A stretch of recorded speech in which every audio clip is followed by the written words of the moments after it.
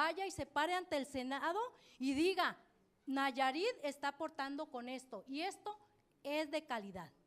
Que si es importante la prevención, yo le apuesto al 100, yo soy especialista en salud pública.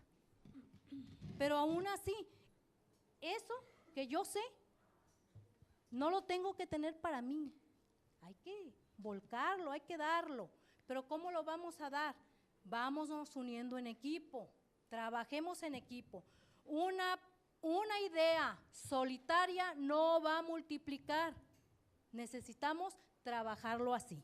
Y aquí existen mentes de todo tipo, excelentes, muy jóvenes, con mucha necesidad de aprender, gente que no somos tan jóvenes Es tiempo, y compañera. que tenemos mucha experiencia y hay que apoyarnos en esa experiencia que todos los demás tenemos para que todos los demás crezcan. Muchas gracias.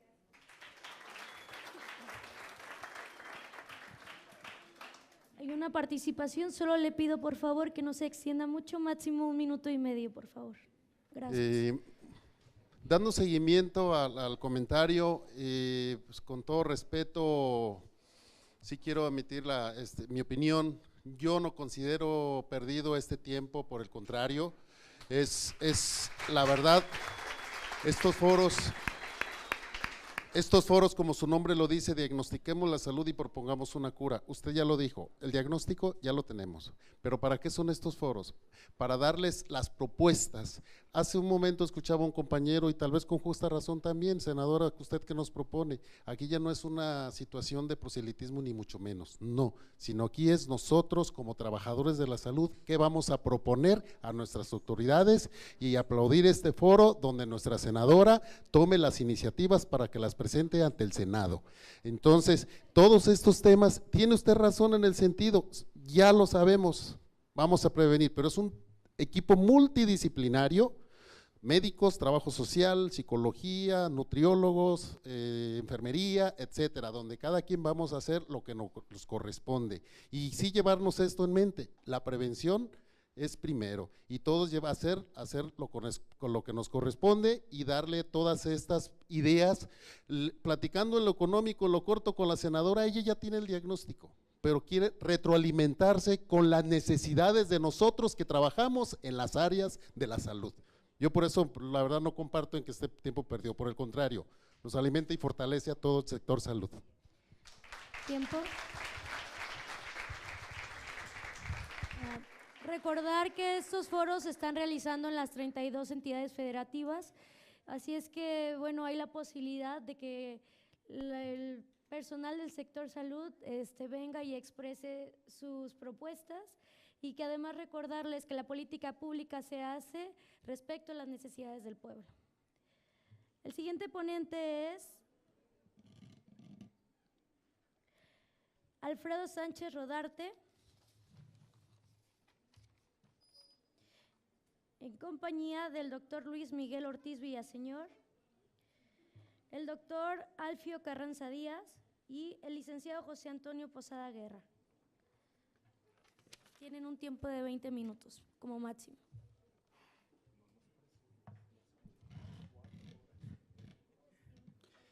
Muy buenos días, muy buenas tardes. Mi nombre es Alfredo Sánchez Rodarte. Solo el pueblo puede salvar al pueblo. Y solo el pueblo unido, organizado, puede salvar a la nación. Esta fue la bandera del licenciado Andrés Manuel López Obrador durante su campaña y es a quien ahora saludamos desde esta tierra Cora con mucho afecto, al presidente electo. Queremos agradecer la invitación a nuestra senadora de la República, la senadora Cora Cecilia Pinedo, al comité encargado de la realización de este foro y a todos los asistentes por su amable atención. Siguiendo los lineamientos del nuevo gobierno democrático y atendiendo al punto número 4 de los temas sobresalientes de este foro de salud, que refiere al déficit de infraestructura hospitalaria en todos los niveles de atención. Les presentamos nuestro Plan Integral de Desarrollo Médico que contempla la sinergia entre el sector privado, sector público y sector social. Es importante recalcar que esta propuesta se pone a la mesa con la finalidad de atender de manera integral y estratégica los problemas de salud que atentan contra la integridad de nuestros hermanos más desprotegidos en las zonas serranas, urbanas y de la costa. En el entendido de que el día 1 de diciembre recibiremos un país sumamente frágil en sus finanzas, hemos hecho nuestra tarea para crear un proyecto sumamente ambicioso, con una visión a corto y largo plazo, que involucra la integración de la mayoría de las ponencias que hasta el momento hemos escuchado. Entonces es una cosa genial. Y asimismo, en el entendido de que el presupuesto de egresos del próximo año no contempla la creación de nuevos hospitales, queremos informarles que producto de un gran trabajo de sinergia política y basado en nuestro actuar en una nueva forma de realizar proyectos integrales con aras a fortalecer el bien común y respetar a nuestra madre tierra, contribuyendo a la reducción de la huella de carbono que indiscriminadamente hemos venido incrementando, hoy ya tenemos el financiamiento necesario para llevar a cabo este gran proyecto. En armonía con el Banco Mundial, iniciativa privada nacional e internacional, que contempla la creación de 4 hospitales privados para la asistencia pública. Hoy queremos poner a la disposición del pueblo y del nuevo gobierno para juntos poder lograr el cambio que tanto anhelamos. Este proyecto no está limitado a una demarcación en específico. Se presenta en la región de Occidente porque el pueblo está comprometido con el proyecto. Ya se han donado los terrenos para que se lleven a cabo estos hospitales, pero es un modelo que se hizo para ser replicado en cualquier lugar del país. Respondiendo a la compañera su intervención, le concedo la razón al decir que necesitamos innovación y que la innovación solamente se puede dar con el trabajo en equipo. En eso coincidimos.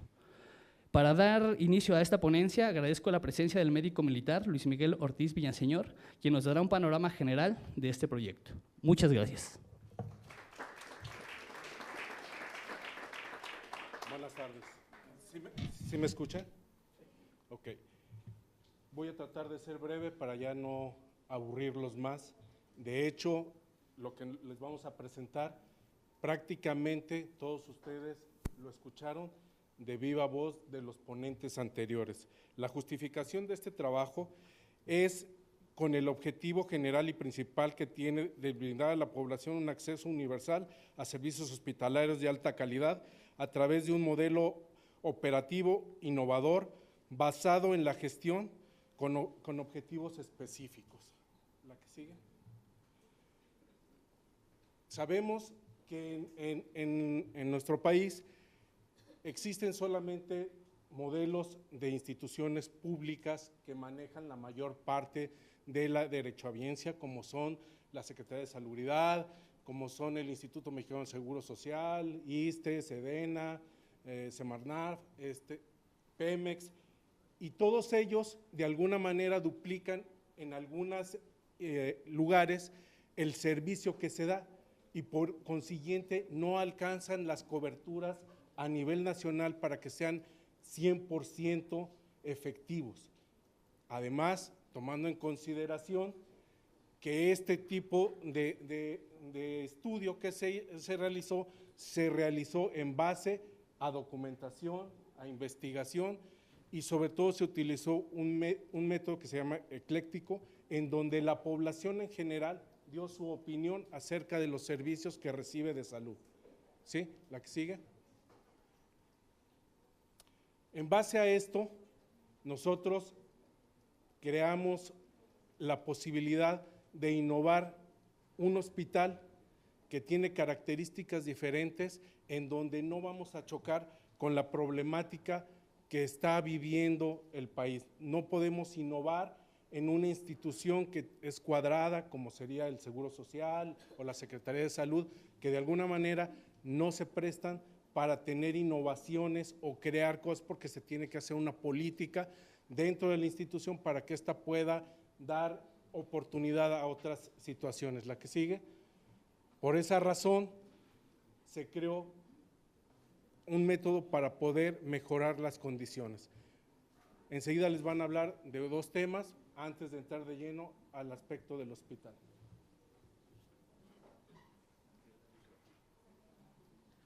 Gracias, buenas tardes. Dentro del estudio realizado en este proyecto, pues nos dimos a la tarea de hacer una investigación profunda en materia de salud. Dentro de esta investigación, pues tocamos los temas principalmente en cuanto a los costos hospitalarios. ¿Cuánto realmente le cuesta al gobierno atender un paciente en un día cama? ¿Cuánto realmente le cuesta al gobierno o al sistema de salud público, privado, atender un paciente?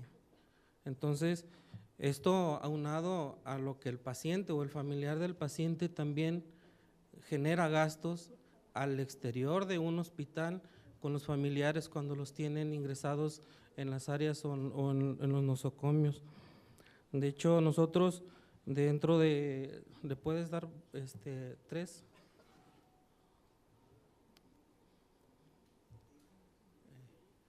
Aquí, de los temas prioritarios, pues manejamos los costos hospitalarios, el costo día cama para los pacientes y los objetivos de los costos. Entonces, como lo ven ahí en la imagen, nosotros referimos 20 objetivos principales del por qué y en dónde se está gastando ese recurso que el mismo gobierno ha cedido o ha sido insostenible mantener por los altos costos.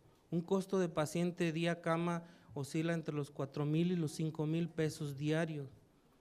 Entonces, nosotros, dentro de esos 20 parámetros que manejamos, estamos hablando la nómina que se paga personal, lo que se maneja en medicamentos, material de curación, aparatos médicos, equipo médico, alimentos, ropería,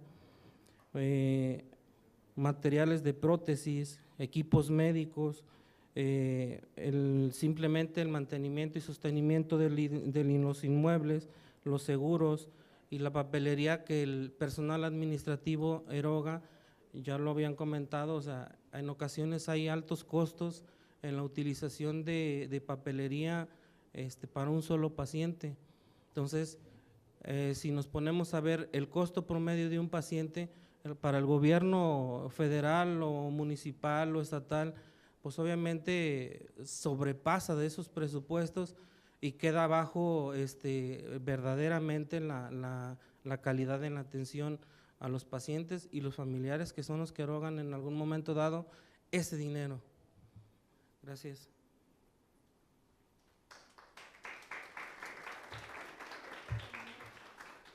Sí.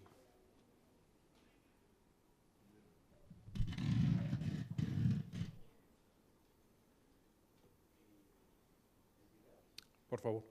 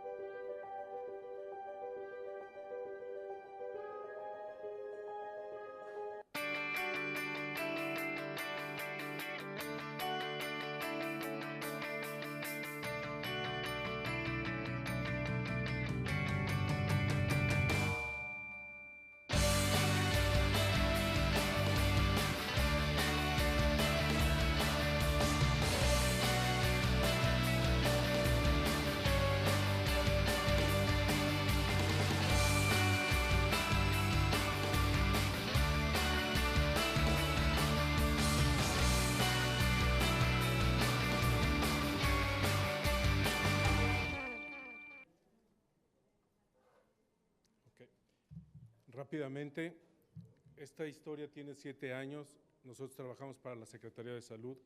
Hemos encontrado la misma problemática que cada uno de todos ustedes, desde las necesidades básicas de todos los hospitales, el que no contamos con todo el material, con todo el personal, toda la problemática de insumos, etcétera, etcétera.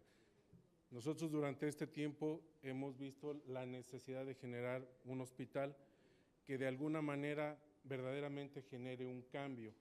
Este cambio se da con la necesidad de modificar lo que tenemos, y la única manera de modificarlo fue hacer un hospital inteligente, un hospital que sea autosustentable, que no requiera de que el erario público se vea afectado, ¿sí?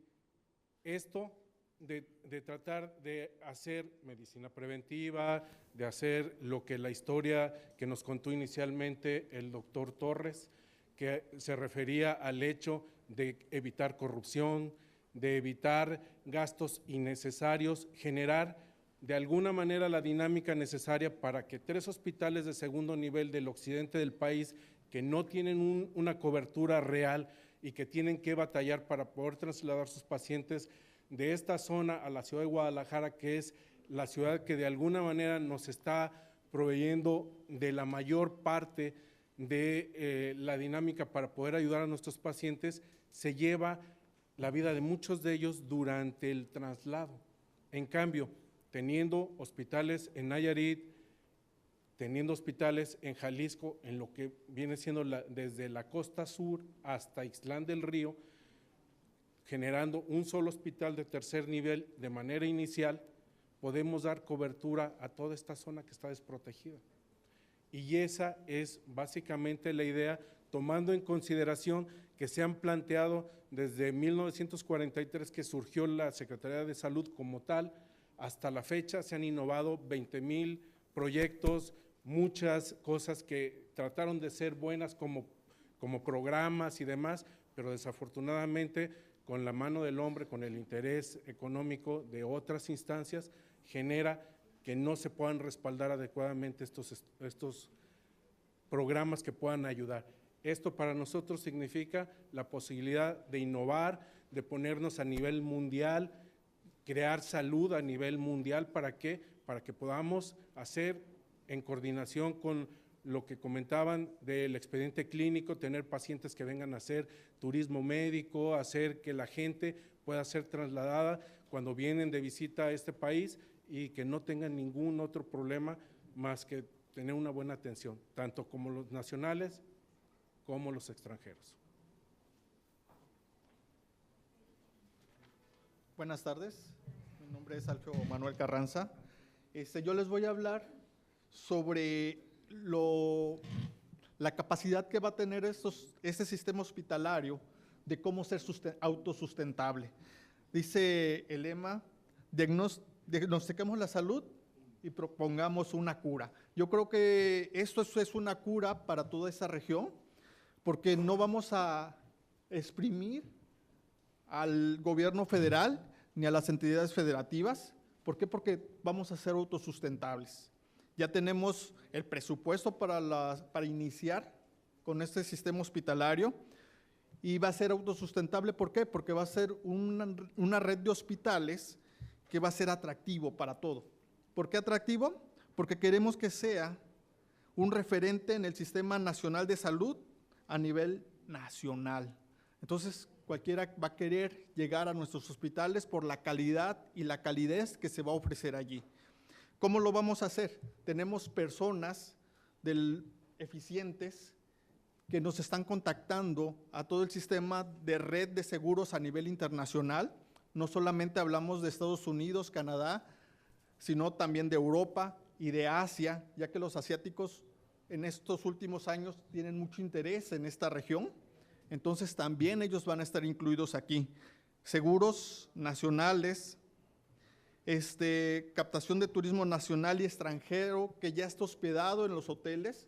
Queremos poner una red de consultorios en los hoteles, hacer los convenios con las empresas también de turismo de aventura, con empresas, con restaurantes, con los mismos hoteles, para que sus huéspedes puedan acudir con nosotros y aún sus colaboradores. Otra de los métodos que tenemos pensado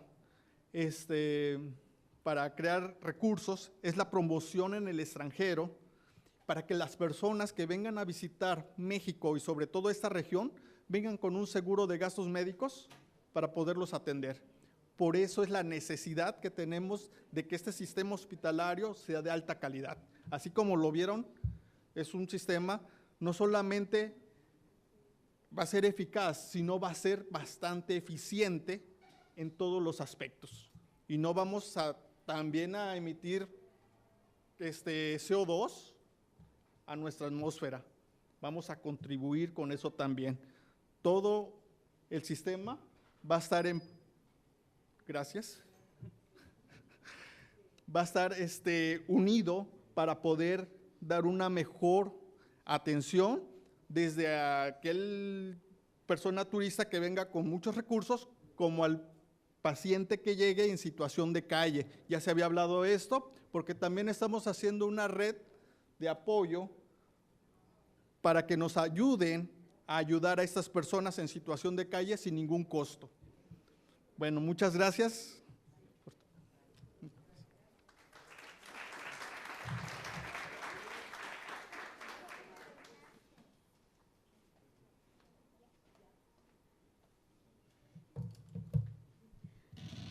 Bien, muchas felicidades.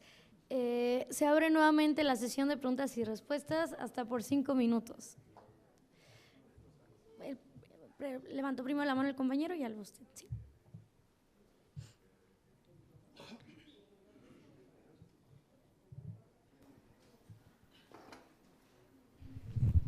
Sí, buenas tardes. Bueno, yo voy a dar una opinión como usuario de los servicios de salud. Pues no pertenezco a los trabajadores de la salud, pero bien, yo he visto aquí que no se ha planteado un asunto sobre la producción de medicamentos. Vulgarmente yo he escuchado que dicen que la enfermedad es el mejor negocio y seguramente los dueños de funerarias también lo dicen, ¿no?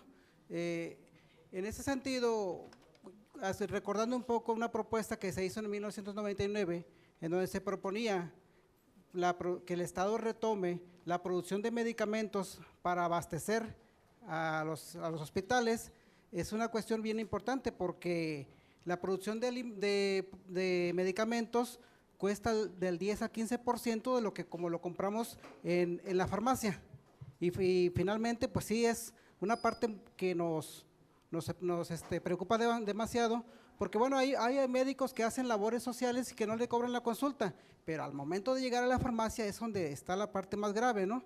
Entonces yo propongo, senadora, que el Estado retome la producción de medicamentos y que garantice el abasto tanto en los hospitales públicos del Estado y del ISSSTE y el Seguro Social, y que garantice medicamentos económicos en las farmacias.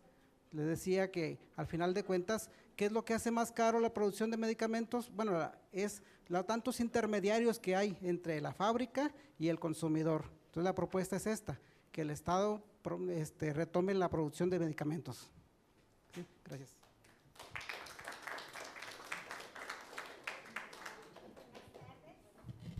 Todo esto ha sido muy enriquecedor porque quiera o no, uno aprende cosas. Yo soy Raquel Verdín y soy enfermera, trabajé en el HGZ número 1, soy jubilada actualmente. Yo creo que para empezar esto, sí, se hace un diagnóstico. Y el diagnóstico de salud nosotros ya lo tenemos. ¿Cuáles son las enfermedades que nos afectan?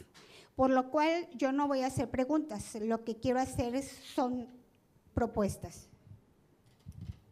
de lo que he estado escuchando aquí. Primeramente, homologar. Todos aquí, todas las instituciones, las escuelas, somos un engranaje. Las escuelas de educación básica, desde ahí inicia la prevención, la enseñanza a cómo alimentarse, a cómo cuidarse, a cómo cuidar nuestro cuerpo. Desde ahí debe de empezar. Yo tengo relación con algunos maestros, sobre todo maestros de educación física, ¿sí? Que dicen aquí, hay que tener actividad física. Nada más tienen 3 horas a la semana. Entonces, ¿cómo se va a combatir el número de enfermedades que tenemos que podemos prevenir? ¿Sí? Si no promocionamos la actividad física desde que están chicos. Entonces, desde ahí, en cuestión en educación básica, se debe homologar hacia dónde queremos ir. Las escuelas de educación, en cuestión de salud, también se debe de homologar los programas, saber hacia dónde nos queremos dirigir, porque generalmente las escuelas, sus programas van hacia la actividad, a la atención hospitalaria, no a la atención de prevención.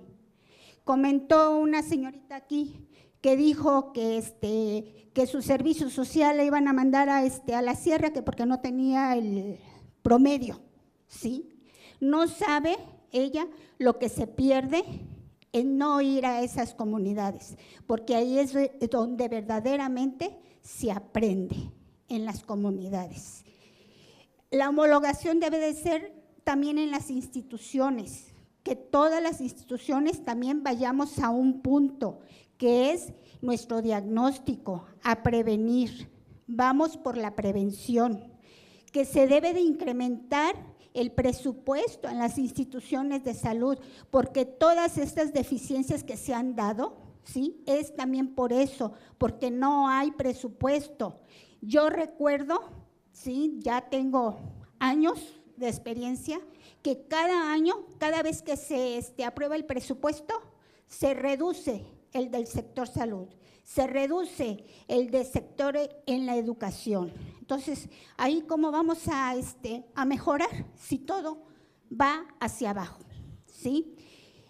También homologación en las sociedades civiles como la que se presentó aquí, no trabajar solos, tenemos que trabajar en conjunto, estar al parejo todos, instituciones, asociaciones, escuelas, todos debemos homologar. La segunda propuesta, formar consultorías. Dicen que no hay trabajo, se pueden hacer consultorías en enfermería, hacer una brigada con trabajo social y enfermería y hacer consultorías en las comunidades.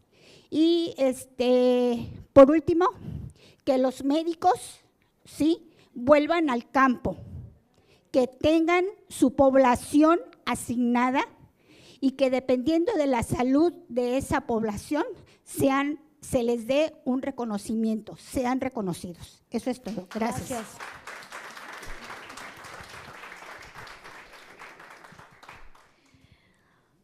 Sigue el turno del doctor, que va a hacer una ponencia magistral, del doctor Fernando Cárdenas Wong, quien es coordinador de la especialidad de Medicina Familiar en la Unidad Académica de Medicina de la UAM.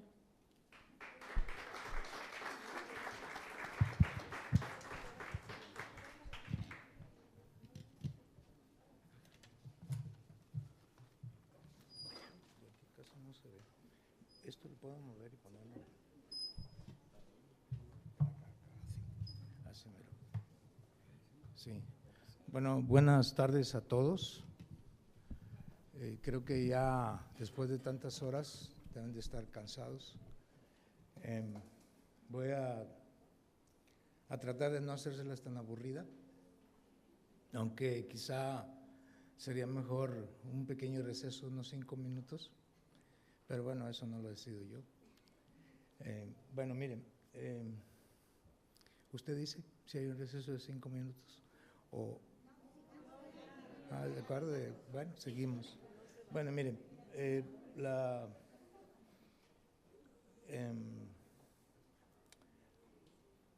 idea es pues hablar sobre enfermedades crónico-esenciales del adulto. Me refiero a aquellas enfermedades que en el perfil epidemiológico de nuestro país afectan más a nuestra población, que son las de mayor trascendencia epidemiológica y mayor impacto en la salud de nuestra gente. Me refiero a sobrepeso, obesidad, diabetes, hipertensión, trastornos del metabolismo de lipoproteínas y lo que es el síndrome metabólico. Y la relación de estas enfermedades crónico-esenciales con el proceso de educación en nuestro país. ¿Me pasa la siguiente, por favor? Miren, este es un pequeño concentrado de la encuesta de salud y nutrición que acaba de terminar ahora en el 2016 y que le llaman de medio camino. O sea, en Cuernavaca está el Instituto Nacional de Salud Pública y ese instituto tiene varios años sacando una encuesta nacional de salud y nutrición. La última completa fue en 2012 y se debe terminar en el 2018. Sin embargo, ellos acaban de sacar el panorama nacional, no tan solo de la enfermedad crónica en nuestro país, sino de la vivienda, la atención por los servicios, etcétera. Obviamente, lo que les voy a presentar es exclusivamente lo que se sacó respecto a enfermedades crónico-esenciales del adulto, que ya sacaron el resultado a nivel nacional y están trabajando en el resultado por entidad, por cada estado de nuestro país. Eso va a salir quizá a fines de este año. Bueno, en nuestro país el consumo de alcohol y tabaco tiene una alta prevalencia. Por cada mujer que fuma y que toma alcohol, hay 3 hombres que fuman y toman alcohol. En el 2012 teníamos que de cada 10 adultos de 20 años o más, teníamos sobrepeso y obesidad, casi un 71%. Ya aumentamos, ya es el 72.5%. Esto significa que de cada 100 mexicanos mayores de 20 años de edad, 72.5 tenemos o sobrepeso u obesidad. Este sobrepeso u obesidad es más frecuente y más intenso en la mujer. Eso significa que el sobrepeso y la obesidad son más frecuentes y las mujeres pesan mucho más en su estado de nutrición que los hombres. La diabetes estaba en 2 puntos porcentuales abajo en el 2012 y ya está en el 9.4%. La hipertensión está en un 25.5% de los adultos. La hipercolesterolemia tiene una prevalencia del 28%. Y la cintura abdominal está en un 77%, y también predomina más en la mujer. Todo esto, todos estos factores juntos nos llevan a que una enorme proporción de nuestros adultos en México se encuentra en un estado prediabético. Ese estado prediabético va a generar en el estado prediabético significa un valor de la glicemia en ayunas intermedio entre la normalidad y la propia diabetes, ¿sí? Esos pacientes, un 66% de los pacientes que están en un estado prediabético se van a diabetes en los próximos 5 o 10 años. Entonces tenemos un semillero de pacientes en estado prediabético. Y lo peor, lo desconocemos, aún en las instituciones de salud pública, que se va a ir a la diabetes. Y ustedes, la diabetes es un camino sin retorno. Cuando uno tiene diabetes, eso no regresa a la normalidad, ¿sí? Y eso genera pues un montón de broncas.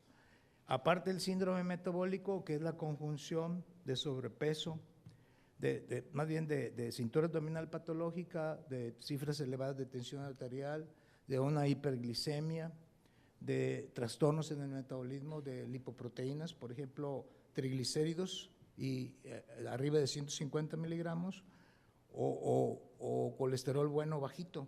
Todos esos factores conducen al síndrome metabólico. Y todos estos estados incrementan el riesgo cardiovascular.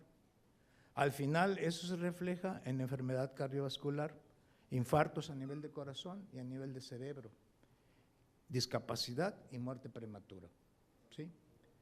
¿Me pasas la siguiente, por favor? ¿Ven ustedes? Híjole, no veo de aquí. Es que tiene mucho.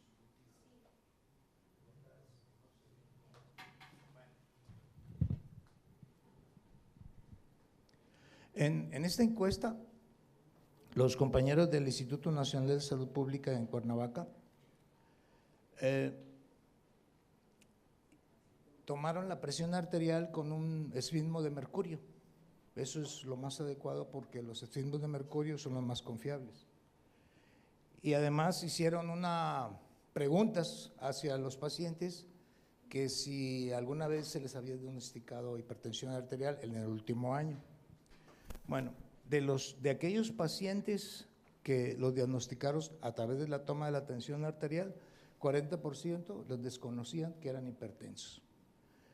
El buen control de los pacientes que ya tenían un diagnóstico, solamente un 58% tenían un tratamiento médico, pero que no era efectivo y estaban mal controlados. Y la mayor prevalencia de hipertensión arterial fue en la mujer, con un 26,1%. El sobrepeso, como ya les comentaba, y la obesidad es más frecuente y más intenso. La prevalencia combinada de sobrepeso y obesidad es del 75,6% y la obesidad en un 38% y la obesidad abdominal 87,7% en la mujer. O sea, que la mujer tiene más daños a la salud en nuestro país. En el caso de la diabetes también predominó la mujer y lo peor del caso es que el 46,4% de los pacientes diabéticos que están bajo tratamiento nunca realizan medidas preventivas. Ni los médicos se las solicitan, ni ellos lo realizan por su cuenta. Con el fin pues de retrasar complicaciones crónicas. Y respecto a la obesidad abdominal, predominó también más en la mujer, en el 87,7% que en los hombres, y su prevalencia global fue del 76,6%. Eso es muy grave. O sea, este parámetro de obesidad abdominal lo hicieron midiendo la cintura abdominal con los indicadores que plantea la Federación Internacional de Diabetes, en donde habla que uno tiene cintura abdominal patológica cuando una mujer tiene 80 centímetros o más, o un hombre 90 centímetros o más. Sin embargo, este parámetro, eso sucedió en 2005, 2006, y en el 2010 se hicieron estudios en América Latina, porque resulta que los de la Federación Internacional de Diabetes dijeron, pues allá en el sudeste asiático la gente tiene su cintura delgadita. Hicieron estudios y dijeron, a partir de 80 centímetros en la mujer y 90 centímetros en el hombre se habla de obesidad abdominal. Y ya nos lo pasaron acá a América Latina, así, dijeron del sudeste asiático a América Latina. Entonces, en 2010, la Asociación Latinoamericana de Diabetes hizo una cohorte en donde encontraron que el perímetro abdominal patológico para nuestra población, me refiero a América Latina, es de 88 centímetros para la mujer y 94 centímetros para el hombre, ¿sí? Entonces ya cambian las cosas, pero el parámetro que utilizaron del Instituto Nacional de Salud Pública fue de 80 y 90 centímetros, que es inapropiado. ¿Me pasas la siguiente, por favor? Bueno, en nuestro país, respecto a la mortalidad por enfermedades crónicas esenciales del adulto, hay 3 enfermedades que son las que producen el 32% de todas las muertes. Tal es el caso de diabetes mellitus, enfermedades isquémicas del corazón y enfermedades cerebrovasculares. Todas estas 3 tienen relación con sobrepeso y obesidad, todas. Los diabéticos, no hay diabéticos puros, ni hay pacientes con sobrepeso o obesidad puros. Todos, en su conjunto, tienen algunos hipertensión, otros problemas de colesterol, otros triglicéridos, ¿sí? O sea, es una conjunción. No hay un diabético que solamente tenga diabetes. Puede tener sobrepeso, obesidad, etcétera. Bueno, la diabetes mellitus, pues es como el ejemplo más terrible de la enfermedad crónica en México, en el mundo. Es la primera causa de muerte, la principal causa de demanda en consulta externa, una de las principales causas de hospitalización y la patología que consume el mayor porcentaje de presupuesto. Del total del presupuesto en las instituciones de salud pública, el 15 o 20% del gasto se lo lleva la atención de pacientes diabéticos. Si seguimos en las mismas condiciones sociales que tenemos en este momento, económicas y sanitarias, Entonces, en unos 30 años vamos a tener 16 millones de adultos mayores, pobres y viejos. Y obviamente eso significa una carga para la propia vida de esos pacientes y de sus familias y para nuestra población. Pásame la otra, ¿quieres? Bueno, y la respuesta social organizada, o sea, ¿cómo estamos pues en cuanto a recursos para atender a esos pacientes? Resulta que solamente tenemos 2.2 médicos por cada 1,000 habitantes. Lo recomendable es tener 3.2 médicos por cada 1,000 habitantes. 2.6 enfermeras por cada 1,000 habitantes y lo recomendable es tener 8.8 enfermeras por cada 1,000 habitantes. Pero además hay una inequidad en la distribución de los médicos. Por ejemplo, en Chiapas, en vez de tener 2.2 médicos por cada 1,000, tenemos 0.7 por cada 100,000. En Chiapas, fíjense qué grave está eso. Y además hay una enorme desigualdad en esas zonas. Si comparamos Chiapas, Guerrero y Oaxaca contra la Ciudad de México, Jalisco y Nuevo León, es un mundo distinto, una enorme desigualdad. Y además el Estado mexicano solamente asigna un 3.1% del Producto Interno Bruto para el sector salud. Y la mayor parte de los gastos que se generan en la salud salen del bolsillo de cada familia. Eso es extremadamente grave, ¿sí? En un país en donde pareciera que la clase política dominante está de espaldas a su pueblo y solamente beneficiando los intereses de unos cuantos en la nación y en el mundo, ¿sí? Adelante, por favor. Creo que la anterior. Bueno. Hay un señor que se llama Leonardo Viniegra Velázquez, que es un médico internista en la Ciudad de México y que estuvo durante muchos años siendo el jefe de educación en el Seguro Social. Y ese señor es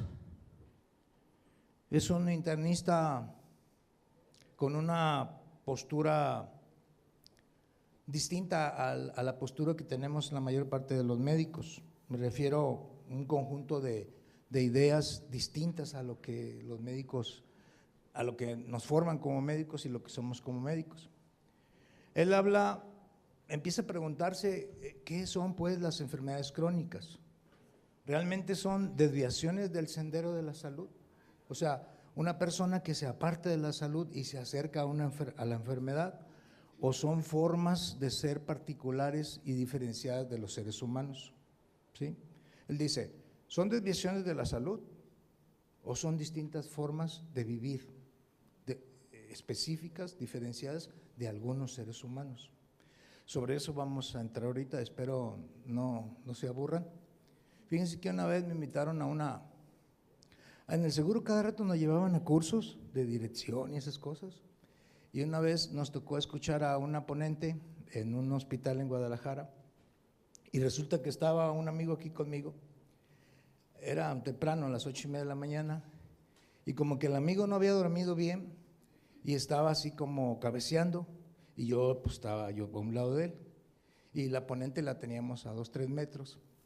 Y total que el amigo se venció y se recargó aquí y yo dije, no, ¿para qué lo despierto? Tiene sueño, ¿va? Y la señora se enojó y me dice, ¿usted? Y yo dije, ¿qué pasó? Dije, despiértelo. No, le dije, si usted lo durmió, ¿yo por qué lo voy a despertar? Yo no tengo por qué despertarlo. Además, si me da un golpe porque está dormido y uno lo despierta, le da coraje, ¿verdad? Bueno, espero que tengan forma pues de recargarse con alguien sin problema, ¿no? Pásenme la siguiente, por favor. Entonces, fíjense.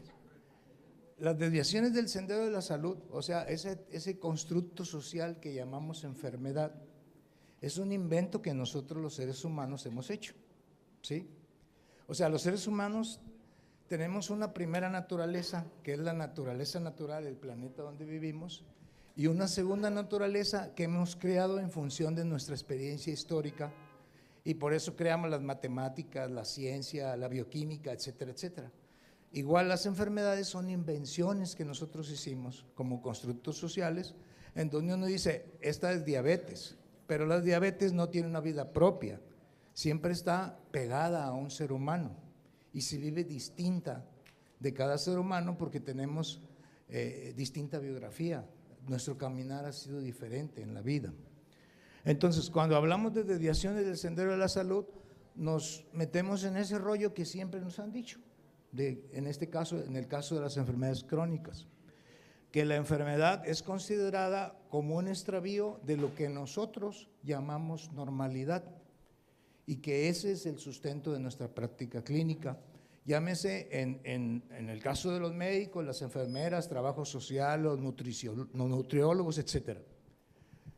Entonces aquí el rollo es identificar cuáles son los mecanismos alterados para poder actuar sobre esos mecanismos a fin de restablecer el funcionamiento adecuado. Por eso pedimos estudios de laboratorio y pedimos, por ejemplo, colesterol, triglicéridos, HDL, LDL, VLDL, los cocientes proteicos, todo ese rollo, ¿no? Y ya decimos, tiene una hipercolesterolemia, y entonces le damos un fármaco para que el colesterol le baje, ¿sí? Y a veces les prescribimos dieta. Bueno, ¿y de dónde viene todo eso? Bueno, resulta que esa es precisamente la concepción mecanicista del organismo. Identificar los componentes del cuerpo humano como una máquina y tratar de reconstruir esa máquina. Le falló una tuerca, le ponemos la tuerca. Así actuamos nosotros los médicos. Y eso genera sobreespecialización, ¿sí? A lo mejor el día de mañana se va a generar una especialidad en el dedo gordo del pie izquierdo, ¿verdad? Y entonces ya va a haber un especialista en el dedo gordo del pie izquierdo, ¿sí? Como si nosotros los seres humanos nos enfermáramos por partes, ¿sí? Entonces tenemos así reparadores del sistema nervioso, otro reparador del sistema muscular, otro reparador de enfermedades que ameritan cirugía, otro reparador de los niños, reparador de niños, reparador de mujeres, como si enfermáramos por partes, ¿sí? Y yendo más adelante, son reparadores que tienen que ver exclusivamente con la perspectiva biológica de la medicina. No tiene que ver con nada con lo psicológico y mucho menos con lo social, ¿sí? O sea, hombres y mujeres, los seres humanos, somos entes biopsicosociales, no enfermamos por partes, ¿sí? Lo que ocurre en nuestra mente ocurre en nuestro cuerpo a la vez, ¿sí? Pero bueno, ya ven que hay psicólogos, hay psicoanalistas, hay psiquiatras, como que si esos pacientes solamente tuvieran un problema de su mente y que la mente pues estuviera fuera del cuerpo, o al revés, ¿no? Los que reparamos el cuerpo, ignoramos el asunto de la mente, ¿sí? Pásame la otra, ¿quieres? Entonces, desde este punto de vista de desviaciones del sendero de la salud, el quehacer médico actual tiene especialistas que privilegian su actividad respecto a un minúsculo órgano, a una minúscula parte del organismo, ¿sí? Y tratan pues de repararlo como los mecánicos, aunque esta reparación pueda significar con frecuencia un prejuicio para otro fragmento del cuerpo o para el organismo en su totalidad. No enfermamos por partes, los problemas de salud individuales, familiares y comunitarios son todos biopsicosociales, ¿sí? Pásame la otra, ¿quieres? Y en la escuela nos enseñan eso. Se priorizan los aspectos técnicos e instrumentales. Nos enseñan anatomía, fisiología, bioquímica, histología, etcétera, etcétera. Explorar las partes del cuerpo, atinarle a los diagnósticos, pedir exámenes de laboratorio, etcétera, etcétera. Y entonces necesitamos una información del desarrollo tecnológico y de las propias diversas técnicas aplicadas, ya sea para prevenir, diagnosticar o tratar enfermedades. O sea, una medicina centrada en la enfermedad, no en los pacientes, que es distinto, ¿sí? Y en contraste, una escasez de reflexiones que nos permitan mirar a la medicina más allá de lo técnico instrumental, ¿sí? El problema radica no en la reducción, radica, o sea, obviamente lo técnico y lo instrumental sirve de mucho, ¿sí? El problema es quedarnos exclusivamente con ese conocimiento, sin conocer la visión total de lo que significa la vida en la tierra, la vida de nosotros, las personas. Entonces, el problema es reducir el ejercicio de la medicina a aspectos técnico-instrumentales y a esa visión que despoja a la medicina de una vida, de una perspectiva incluyente de la vida humana, porque la vida humana no nomás son estudios de laboratorio, ni la anatomía, ni la fisiología, ¿sí? De tal forma que si tuviéramos otra perspectiva podríamos permitirnos un entendimiento más penetrante del proceso de salud en la vida, en la existencia de los seres humanos y dotar nuestras acciones de mayor efectividad. Por ejemplo, los médicos abusamos de cosas como estas. Tenemos un paciente hipertenso y le damos algún antihipertensivo y luego le decimos, ya no va a fumar, ya no va a tomar y va a dejar de comer sal, de comer sal y además va a evitar el pozole porque es carne así con grasa, ¿sí? Y esperamos nosotros en esa, o sea, le damos un listado de prohibiciones y de obligaciones, ¿sí? Y creemos que eso va a bastar para que el paciente, pues ya nos obedezca y que le vaya bien, ¿sí? Todo el mundo sabemos que en el caso de enfermedades crónicas, lo más importante no son los fármacos, sino los cambios de vida, de hábitos de vida, ¿sí? Sin embargo, los hábitos de vida son parte de las entrañas de nuestra gente y no los cambiamos dando una indicación directa, ¿sí? Lo que pasa es que como las máquinas así funcionan, si le falta un tornillo, le cambiamos el tornillo ya, y pensamos que esa visión mecanicista de la medicina aplica para los seres humanos. Por eso no funciona ningún programa, ¿sí? Por ejemplo, el otro día me tocó, el mes pasado creo que fue el mes del cáncer de mama, ¿verdad? Y ya sale una caravana de gente rosa, con moñito rosa, gorro rosa, todo rosa. Esa cosa no sirve para nada, más que para salir y asolearse. La gente no ve eso. No tiene la menor importancia hacer ese desfile o no hacerlo para la prevención del cáncer de mama, ¿sí? Si ustedes se fijan, hipertensión, diabetes, sobrepeso, obesidad, trastorno del metabolismo de lípidos y síndrome metabólico más cintura abdominal patológica son más intensos y más frecuentes en la mujer. Pero además hay otro, si ustedes se han dado cuenta, todo el mundo tenemos gente conocida que tiene cáncer de mama. Si ustedes exploran la vida de esa persona, su vida está llena de desamor. Fueron maltratadas de niñas, el marido es promiscuo, es borracho, las abandonó, etcétera, etcétera. O sea, ustedes obsérvenlo, el desamor tiene que ver con cáncer de mama, ¿sí? Esa es la vida de las mujeres con cáncer de mama, ¿sí? Y ese desamor de un hombre hacia una mujer o entre seres humanos no es más que la continuidad del desamor que socialmente tenemos en una sociedad como la que vivimos. Bueno, páseme la siguiente, por favor.